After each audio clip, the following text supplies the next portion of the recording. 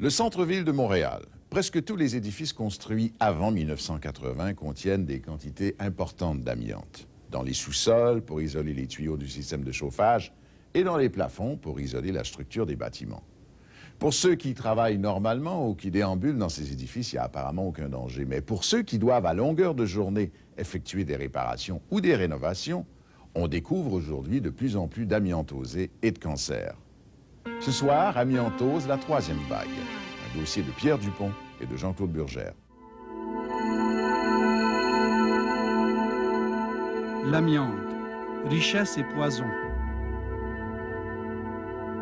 Tout le monde se souvient de la découverte du danger qu'il représentait pour les mineurs.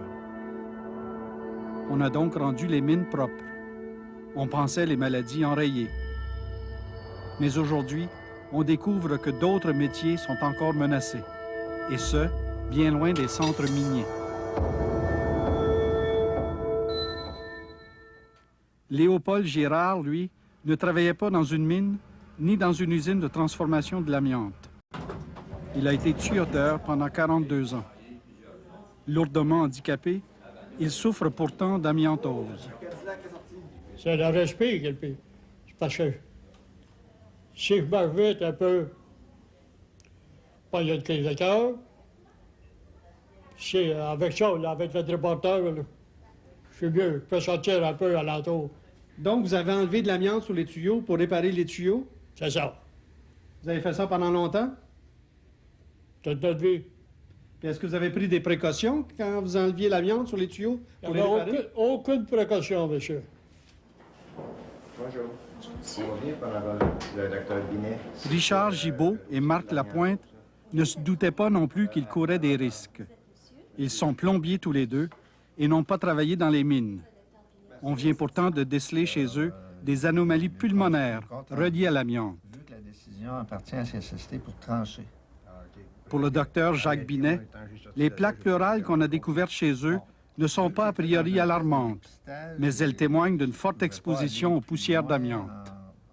On a fait des teintes d'amiante, qu'on a rentré dans le tank, puis ça rentrait tout dans le tank. On a tout respiré ça. Je ne suis pas le seul.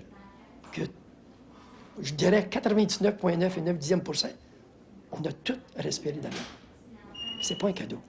On travaillait dans une balle ronde et ils nous disaient alors moi toute l'amiante là-dessus, on va changer ce tuyau de vapeur-là. Hey, d'un buanderie, d'un plafond. Hey, tu sortais de là, tu avais le visage blanc. Tu sais, pour toi, c'était de la poudre, c'était de la poussière d'après. Mais c'était pas ça, c'était de l'amiante. Fait qu'on en respirait dessus. Raffinerie, papeterie,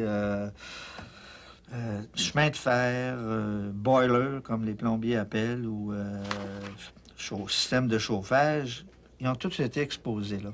Et tous, je pense à peu près 99 ils m'ont dit « je n'avais pas de masque » ou on le savait pas. Nous, on est au stage de dépistage, c'est pour ça... En décembre dernier, le docteur Jacques Binet et son équipe du CLSC Centre-Sud de Montréal a complété l'examen des poumons de 457 travailleurs de 3 métiers de la construction. Calorifugeur, tuyauteur plombier et ferblantier. Résultat, 19 travailleurs sont probablement atteints d'amiantose. 165 montrent des plaques pleurales.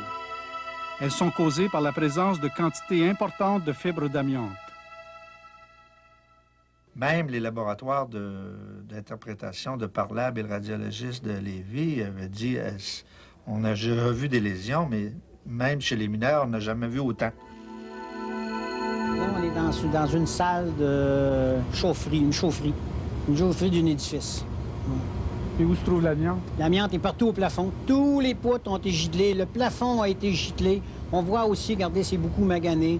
Il y a beaucoup de bris d'amiante, donc ça veut dire que l'amiante a tombé à terre. Et puis à ce moment-là, on est obligé de la ramasser. Il y a des méthodes de ramasser ça. Il faut que les travailleurs qui rentrent à l'intérieur soient habillés d'une telle façon. Il faut que ça prenne les équipements spéciaux pour ça. Alors, tout ce qu'on voit en haut, là, c'est de l'amiante, ça? Tout ce qu'on voit en haut, c'est de l'amiante. Et ce type d'amiante-là, c'est l'amiante la plus dangereuse. C'est ce qu'on appelle de l'amosite. Et c'est l'amiante, évidemment, qui était la moins chère, donc qui était évidemment la plus utilisée. Comme ça, là, au moment où on se parle, est-ce qu'il y a du danger? Non, il n'y a pas de danger au moment où on se parle, si on n'y touche pas, comme je dis. Puis les gens vont aller toucher, les gens en mettant des matériaux dessus, les électriciens, les plombiers qui font la maintenance, les gens qui vont changer des lumières. Tous ces gens-là sont vraiment exposés, puis on sait que c'est ces gens-là qui ne se protègent pas. C'est pas les travailleurs qui travaillent dans l'amiante qui se protègent pas, c'est les travailleurs qui font la maintenance. Une fois par année, la loi prévoit qu'on passe au moins un test d'air, OK? Oui. Et puis ça, c'est des choses qui, je pourrais vous dire qu'à 98 % ne se font pas. Beaucoup de travailleurs de la construction sont en contact régulier avec l'amiante. Ce produit se cache derrière les faux plafonds, floqué sur le béton ou isolant les tuyaux. La plupart des grands bâtiments construits avant les années 80 en sont littéralement truffés. Denis Blanchette a travaillé comme calorifugeur. Pendant 38 ans, a isolé la tuyauterie, les réservoirs d'eau chaude, les bouilloires de chauffage, les systèmes de ventilation. Le 29 novembre dernier, son médecin lui ordonne d'arrêter de travailler. Son amiantose est devenue trop sévère. Avez-vous l'impression qu'on vous vole votre santé? Ben absolument, oui, beaucoup, oui. Oui, parce que, et comme je vous dis encore, des amis de travail qui crevent, hein, c'est 54, 52, 44, 57, 59. Hey, un instant. Ils meurent à... Ben, meurt de l'amiantose, ça tue, hein. Et des cancers de poumons, de foie, des intestins. Ça même, ils disent que ça se gorge derrière. Mais avant, on n'entendait pas. On envoyait de mourir, mais on ne savait pas ce que c'était. Mais aujourd'hui, on se dévoile un peu. On commence à être dévoilé aujourd'hui. Imaginez-vous, ça fait 30 ans, 38 ans que je travaille là-dedans. On commence à dire, oh, faites attention à ça, faites attention à ci. On commence à avoir peur. On commence, imaginez-vous. Ça aurait dû faire 20 ans qu'on aurait dû avoir peur de ça. Puis quand il m'aurait dit, moi, à l'âge que j'avais, quand je reviens tout le temps, j'avais un peu. Puis au lieu de me dire, c'est la cigarette, c'est l'amiante, j'aurais lâché le métier à l'âge que j'avais. J'avais 30 ans, j'étais encore capable de faire lui. Mais là, je m'excuse, mais je peux pas parler. Parce que moi aussi, mes heures sont comptées peut-être, mes années, mes jours. C'est pour ça que ça fait de la peine quand je vois d'autres gars comme ça. L'amiantose n'est pas le seul danger. Il y a aussi les cancers, dont le terrible mésothéliome, qui est la plupart du temps relié à l'amiante. Une fois déclaré, le mésothéliome est mortel. Voici un morceau de poumon d'un travailleur qui est mort d'un mésothéliome. J'essaie de le sortir. La question, naturellement, le plus souvent, c'est de savoir, bon, est-ce qu'on voit, en fait, de la fibre dans le tissu pulmonaire? Dans ce cas-ci, est-ce qu'il y en a de la fibre? Oui, il y en avait. Est-ce qu'il y a une dose massive de fibre? C'est une dose très massive d'amosite, dans ce cas-ci. Donc, un travailleur qui était exposé à ce qu'on appelle l'amiante brune, si on veut.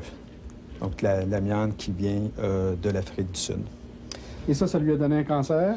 Exactement. Qui a été fatal dans son cas? Exactement, oui, c'était fatal, exact. André Dufresne reçoit dans ses laboratoires de l'Université McGill des morceaux de poumons de travailleurs de tous les coins du Québec qui sont morts de mésothéliome et d'amiantose. Dans cette étagère cimetière, la triste histoire de 200 personnes mortes pour avoir respiré des quantités importantes de fibres d'amiante sur les lieux de travail. Il nous faut des contrôles. Il est évident là, que sur les étagères qu'on voit ici, là, il y a de l'histoire professionnelle, c'est le cas de le dire. Des gens qui ont été exposés, en fait, dans les mines ou encore dans d'autres milieux de travail, dans l'industrie secondaire, entre autres, ou dans chantier de construction. Chantier de construction, oui, c'est un fait. On en a pas beaucoup, mais on en a. On peut penser parfois qu'il faut être exposé de façon massive très longtemps. Avec le mésothéliome, c'est pas toujours le cas. On a des cas un peu curieux comme ça. Je pense entre autres, deux femmes là, qui réparaient en fait des sacs de jute. Les sacs de jute servaient en fait au transport de l'amiante bleue, du crocodile. Alors, ce qu'elle faisait, c'est qu'elle recevait ces sacs-là, elle devait les recoudre, les réparer, s'assurer qu'il n'y ait pas de trous, ainsi de suite. Elle devait probablement, en fait, secouer les sacs dans la maison et s'exposer, en fait, au crocodolite. Alors, c'était pas une exposition environnementale, c'était vraiment, en fait, une exposition là, de travail, si on veut, c'est le cas de dire.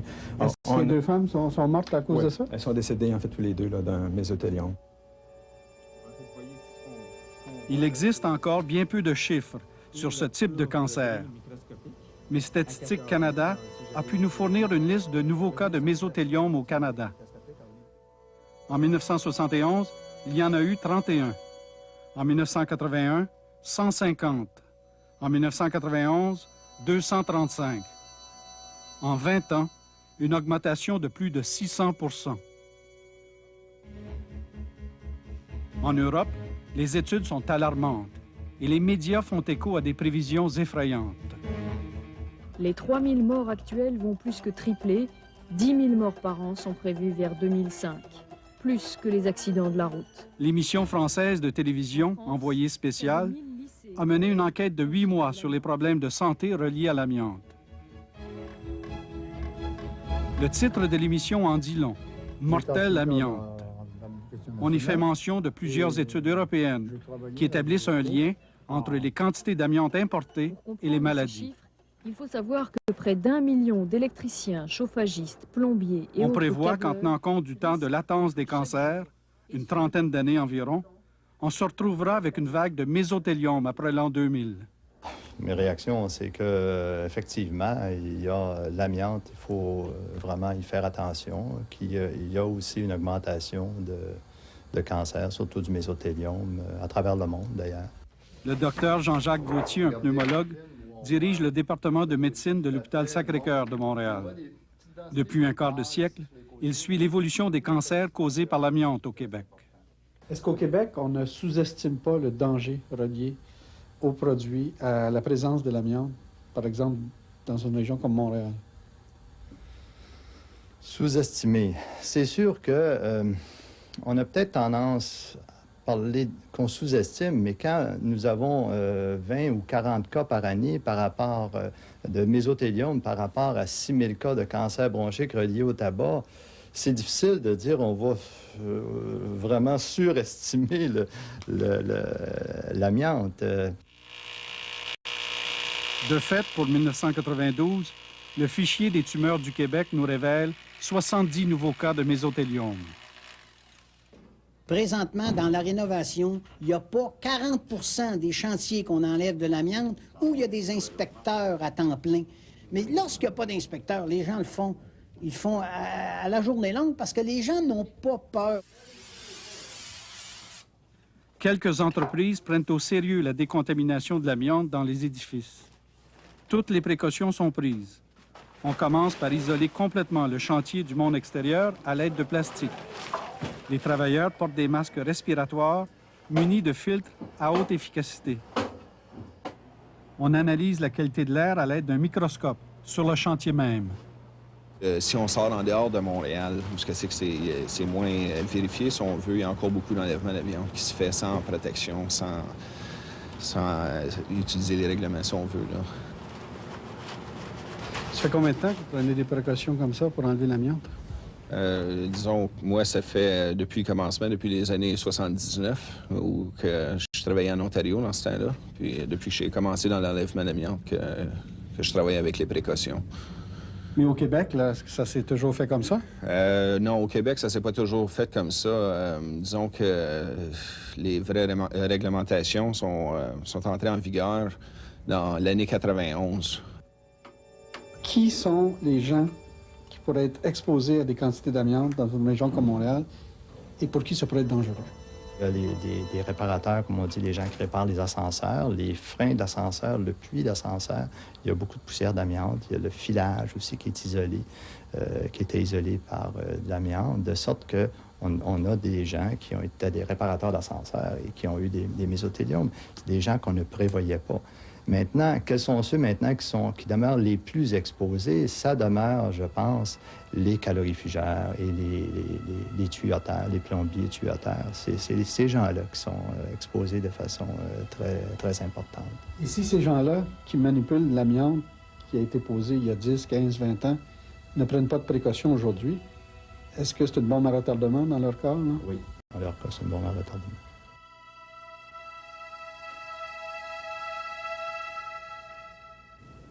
C'est un dossier que l'on connaît mal.